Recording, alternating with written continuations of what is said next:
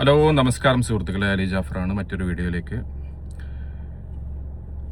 കഴിഞ്ഞ ദിവസം കർണാടകയിലെ യലഹങ്കയിലെ ചേരി ഒഴിപ്പിക്കലുമായി ബന്ധപ്പെട്ട് ഒരു വിവാദം ഉയർന്നു വരികയും അതിൻ്റെ പശ്ചാത്തലത്തിൽ കേരളത്തിലെ ചില രാഷ്ട്രീയക്കാരൊക്കെ സംഭവ സ്ഥലങ്ങൾ സന്ദർശിക്കുകയൊക്കെ ചെയ്തിട്ടുണ്ടായിരുന്നു.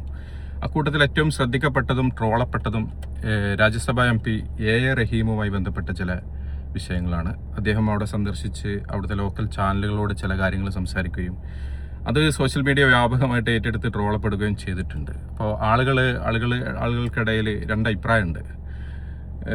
ഒരാളുടെ ഭാഷാ പരിജ്ഞാനത്തെ പരിഹസിക്കുന്നത് ശരിയാണോ എന്ന്. തീർച്ചയായിട്ടും ശരിയല്ല.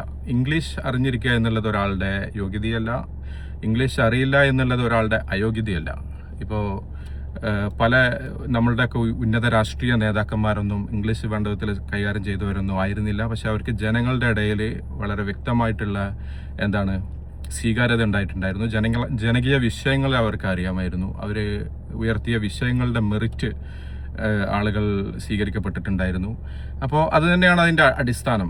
ഇംഗ്ലീഷ് അറിയുക അല്ലെങ്കിൽ എല്ലാവരും ഓക്സ്ഫോർഡ് ഇംഗ്ലീഷ് പഠിക്കുക എന്നുള്ള അത്തരത്തിലുള്ള ബാലിശമായ ചിന്താഗതികളൊന്നും വെച്ച് പുലർത്തുന്നത് ശരിയല്ല. പക്ഷെ എന്തുകൊണ്ട് റഹീം ട്രോളപ്പെട്ടു എന്നുള്ളത് ചോദിച്ചാൽ റഹീം അതിന് അർഹനാണ് എന്ന് തന്നെയാണ് ഉത്തരം. റഹീം അവിടെ നടത്തിയത് ഒരു തീർത്തും അപക്വമായിട്ടുള്ളൊരു നാടകമാണ്, സ്റ്റേറ്റ്മെൻറ്റുകളാണ്.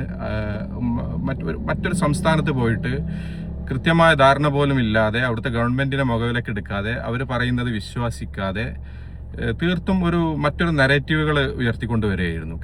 ന്യൂനപക്ഷങ്ങൾ വേട്ടയാടപ്പെടുകയാണ്, അതുപോലെ ഉത്തരേന്ത്യയിൽ നടക്കുന്ന പോലുള്ള ബുൾഡോസർ രാജ്, യോഗി രാജ് എന്നൊക്കെയുള്ള തരത്തിൽ ചില കഥകൾ മെനഞ്ഞ് അത് ജനങ്ങളുമായിട്ട് കമ്മ്യൂണിക്കേറ്റ് ചെയ്യുന്നതിൽ കാണിച്ച ചില അപക്വത, അതുപോലെ തന്നെ വേണ്ട വിധത്തിൽ അത് മനഃപ്പാടം ചെയ്യാതെ അവതരിപ്പിച്ചതിലുള്ള ചില പാകപ്പിഴകൾ അതിനെ വ്യാപകമായിട്ട് ട്രോളപ്പെട്ടു. അത് രാഷ്ട്രീയ എതിരാളികൾ ചെയ്യേണ്ടതുമാണ്.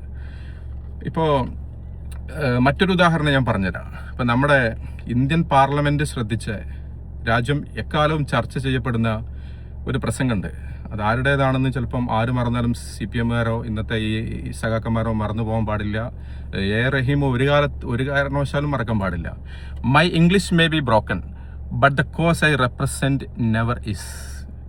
ഞാനൊരു മുറി ഇംഗ്ലീഷിലാണ് സംസാരിക്കുന്നത്, പക്ഷേ ഞാൻ ഉയർത്തുന്ന വിഷയം അങ്ങനെയല്ല എന്ന് പറഞ്ഞ് ഒരു നേതാവിനെ ഈ നാട് കണ്ടിട്ടുണ്ട്. അത് AK ഗോപാലനാണ്, AKG ആണ്.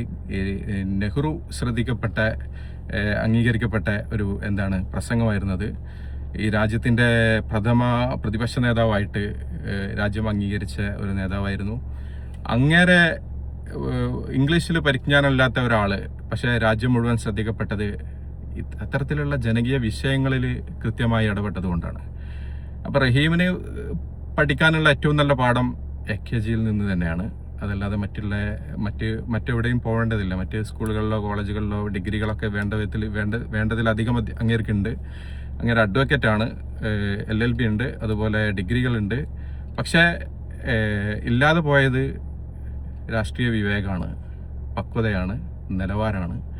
അപ്പോൾ ഇത്തരത്തിൽ ഈ ഭാഷാപരമായ വിഷയങ്ങളിൽ റഹീമിനെ പിന്തുണക്കുന്ന ചില ആളുകളോട് എനിക്ക് പറയാനുള്ള ഒരേ ഒരു സന്ദേശം എന്താണെന്ന് വെച്ചാൽ, ഭാഷ എന്ന് പറയുന്നത് മനുഷ്യനെ കമ്മ്യൂണിക്കേറ്റ് ചെയ്യാനുള്ള ഒരു മാർഗം മാത്രമാണ്. അത് എല്ലാവരും ഇന്ന ഭാഷ പഠിച്ചുകൊള്ളണം എന്നോ ഇത്ര അളവിൽ പഠിച്ചുകൊള്ളണമെന്നോ എന്നൊന്നുമില്ല.